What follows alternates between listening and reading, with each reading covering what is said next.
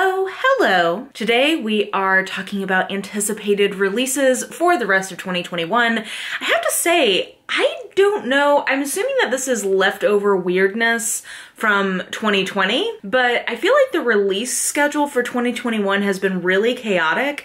Like, there was a lot of books at the beginning of the year I was excited about, and then I feel like a lot of the books that were gonna come out in the latter part of the year that I was excited about seem to be getting pushed into 2022, or I don't know. I just feel like it's been a weird, chaotic, anticipated release year for me. So I don't have nearly as many anticipated releases for the rest of the year as I normally do. Probably not a terrible thing in terms of me catching up with some of the backlist stuff I've been wanting to do, but I do still have a lot of books that I'm excited to tell you guys about, but not as many as normal. So anyway, I don't know if anybody else feels this way, but it just seems like it's been kind of an odd release schedule year. With that being said, we will talk about books that are going to come out allegedly in the rest of 2021 from August onwards that I am excited about. And I think a lot of these are mystery and romance. There's a couple of fantasy things, one or two nonfiction things, I think, but for the most part, this is mystery and romance. So just context for you guys before you proceed forward.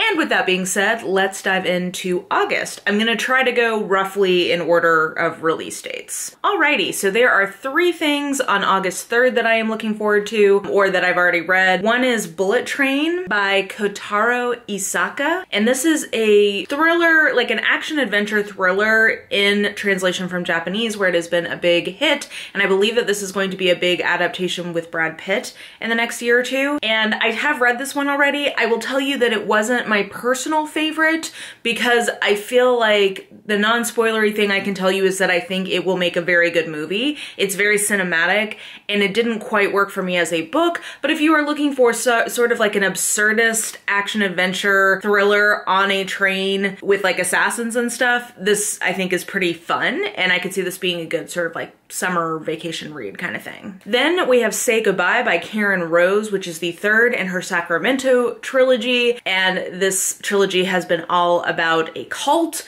and the FBI trying to take down this cult and secrets from the past. I have really enjoyed this series so far. I have an e-arc. It is like 650 pages, and that is all I am doing tomorrow is trying to read it. And yeah, I'm excited to dive into that one. I would say that probably don't read this one if you haven't already read the earlier books in the series, because I just don't think they would be as impactful. So start with Say You're Sorry, I believe is the first one. That is really, really fun. And then make your way to this one. But that also comes out on August 3rd. And then also on August 3rd, I have this on pre-order, is A Lesson in Vengeance by Victoria Lee, I think is the author. Yes. Victoria Lee is the author, and this has been very buzzy. I think if I'm understanding correctly, the pitch for this is YA, dark academia, boarding school with witches. And that all sounds great. It's gotten a lot of good early buzz. I'm intrigued by this one, so we'll see how I do with it. And then moving to August 17th, we have 2 books, both of which I've already read. One is How to Kill Your Best Friend by Lexi Elliott, and I would describe this as a a rural thriller, isolation-ish thriller set at a luxury resort where there are a bunch of friends who have come back together for the funeral of the wife of the owner of the resort, who was all of their friend. She was this like very skilled swimmer, but somehow she ended up drowning in a nearby lagoon. And there's also this story about this, you know, inlet being potentially haunted by the serpent. Was she murdered? Was it really an accident? Secrets from the past and all the friend groups. This one I was hoping would be a little bit more of an isolation, closed circle mystery, which I wouldn't say that this is, but I did really like this a lot, and I thought it had a lot of really interesting themes about friendship, and I very much enjoyed the writing. So I have another book from Lexi Elliott on my TBR, which I am now more excited to get to, but I really like this one. I thought it was fun. And then there's also a new Lucy Parker contemporary romance coming out on the 17th. I love Lucy Parker. I literally just finished this one up. It's called Battle Royal, and it is between it's another grump and sunshine trope, which I think she does really well. In this case, the grump is basically, this is like the Great British Bake Off. Okay, like it's a ye romance landia version of the Great British Bake Off. And it would be the equivalent of like a young, hot Paul Hollywood getting together with one of the former contestants. And he is known for his like very minimalist, you know, being very traditionalist, and she like puts glitter on everything, and like everything is super bright and fun. She is being brought back to be one of the 3 judges now on that show, and they are both competing for a contract for making the cake for the royal wedding that is coming up between one of the princesses and her dude. And I think that there was a little too much plot packed into this one, but it's so fun. I love Lucy Parker's writing style and just the way she tells contemporary romances. I always have a good time. There's a lot of light comedic moments that made me laugh. I love the Great British Bake Off, so that piece really worked for me. All in all, this one is really fun if you're looking for, you know, rivals to love, Grump Sunshine, contemporary romance. And then on the 31st, there are 2 books I'm looking forward to. One is My Heart is a Chainsaw by Stephen Graham Jones. And I don't really know a lot about this other than I really have been wanting to try some horror from Stephen Graham Jones, and that this is something to do with like somebody who really knows a lot about slasher flicks, and that being kind of inciting incident for being in a real life slasher flick kind of thing. I think My Heart is a Chainsaw is sort of an allusion to the Texas Chainsaw Massacre. So I don't really know a lot about this one on purpose, but it is one of the arcs that I'm going to be reading here in the next week or 2, so I'm excited to find out more about what that is about. And then finally, for closing out August, The Heart Principle by Helen Huang,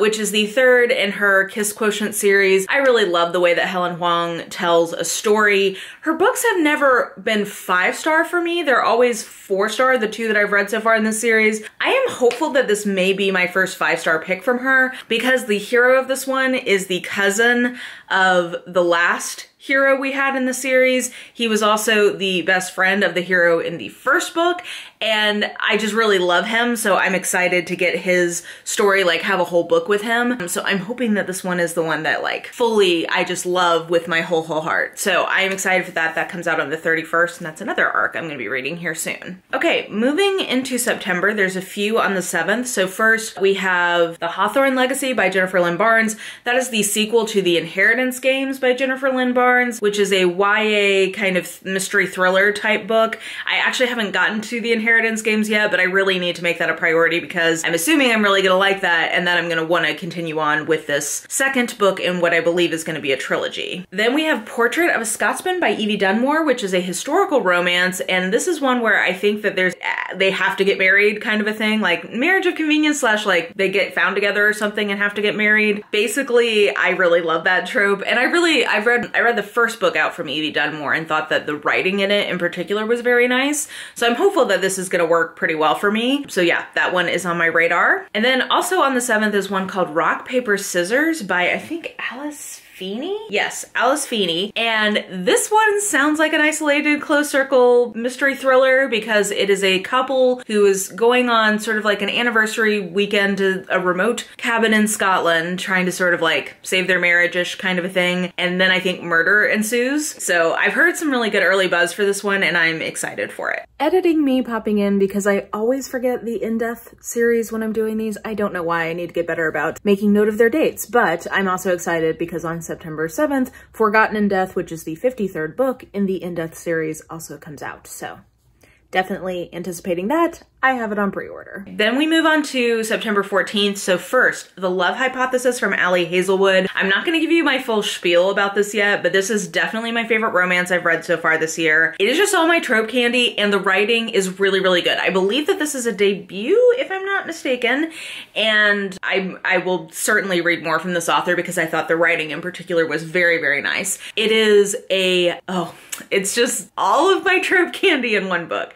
So it's fake dating between 2 colleagues, but he's also like, he's a fully tenured professor and she is one of the PhD students. She is not his PhD student. He has nothing to do with her particular course of study. So if you don't like a power dynamic in that way, it's not a direct, but it's kind of like sort of professor student, but not with like without the problematic elements. Grump Sunshine, which I love, and they are both in STEM. Like they're both like biologists. It's so good. And they end up staying in a hotel. It's not only one bed, but they are sharing a hotel room at one point. It's faked. It's so good. I just absolutely love this. Yeah, anyway, I really love this one. I've seen nothing but great reviews from other people who've read it so far. It's really, really good. I'm very excited about that one. And then there's this book called Your Guide to Not Getting Murdered in a Quaint English Village by Maureen Johnson. And I think that this is some sort of like satirical like analysis of the mystery genre in general. I don't really know a lot about it, but just reading the back of it, I was like, I'm kind of intrigued by this. So I have this on pre-order. I think that this looks like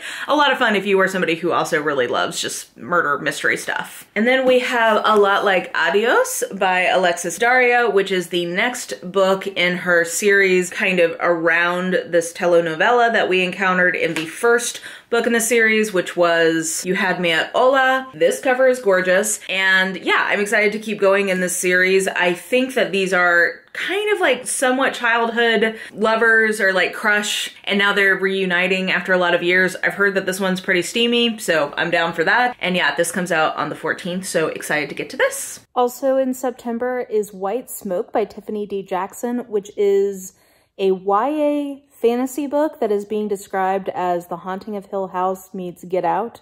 I said fantasy. I guess it's not maybe a fantasy, maybe like horror kind of a thing. We could get into a whole genre discussion about fantasy versus horror versus mystery. Anyway, that comes out, I believe, on the 14th of September. And I've got that one on pre-order. And then lastly on the 14th is one called From the Neck Up by Elia Whitley. And I believe that this is a collection of speculative short stories that sounded kind of intriguing to me. I believe it was Jean from Jean's Bookish Thoughts who put this on my radar, and she, I think, really liked this author's work in the past. So sort of on my radar. We'll see if I end up getting to it, but I always really enjoy speculative short stories. Okay, and then 3 more for September. One is On Location from Sarah Smith. This is a contemporary romance. I really like Sarah Smith. She has sort of like a fan fiction type quality to her writing, and I mean that in a good way. Like, it's that sort of like really yummy, candy, bingeable type prose. So I'm hopeful that I will also enjoy this book from her. I believe the setup for this one is that this woman is going on location to shoot something, and her like assistant director, I think, is the dude who ghosted her 2 weeks ago. So sort of like enemies to lovers kind of a thing, second chance romance. I don't know. We'll see how it goes. But I always have just like a light, easy breezy time in a Sarah Smith book. Then there's The Stowaway by 2 dudes. I don't remember the covers here. And this one is a mystery thriller set on a cruise ship, and there is a stowaway and there is murder. And this is a variant of an isolated closed circle mystery. So I was intrigued by that. So we'll see how I do with it. And then Under the Whispering Door by TJ Klune. I also have this as an ARC, and I really, really enjoyed The House in the Cerulean Sea. Do want to note that there's been some recent controversy around that. I did a live on it. I'll link that up here. So, you know, read at your own risk, but I am planning on continuing on with him.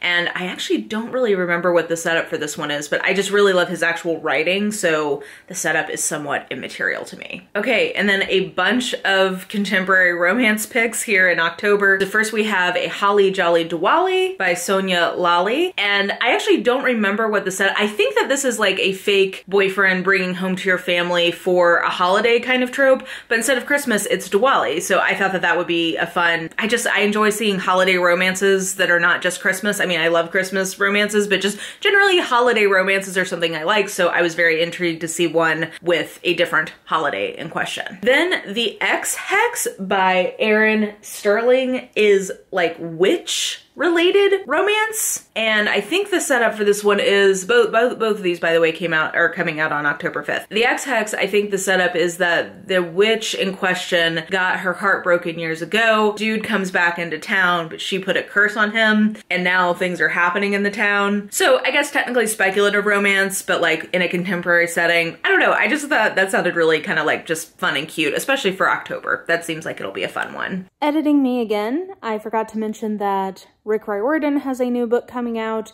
It is a YA book coming out, I believe, on October 5th called Daughter of the Deep, and the only thing I know about it is that it's the beginning of a new series. It has something to do with like a sea academy, and that's all I really need to know because I love Uncle Rick and I love what he does. So That comes out in October. There is one mystery thriller that I've got an arc for that's coming out on October 5th as well, and that is The Last Guest by Tessa Little. And this, I believe, is set at a Hollywood dinner party where people start dying at that dinner party. I'm very easy to please when it comes to mysteries. If you have some sort of like, people are all together and then they start dying, I'm gonna be into it. Then on October 12th, we have a sequel to a book I read earlier this year coming out called The Gilded Cage by Lynette Noni, which was the sequel to The Prison Healer, and The Prison Healer like ended on a big cliffhanger, so I want to find out what happened with that. This is YA fantasy, and I definitely think you need to read the first one before you read this one. Then on the 19th, we have Well Matched by Jen DeLuca, which is the third in her Renaissance Fair contemporary romance series she's had going, which I think are just super fun and cute. The second one I think had a little bit of a sophomore slump, but it was mostly just, I think it was too ambitious a premise for what could work with that premise. So I'm excited about this one because this is a couple we have seen circling around each other for the last couple of books, which is April and Mitch. Mitch of the, you know, Kilted Glory that we met in the first book,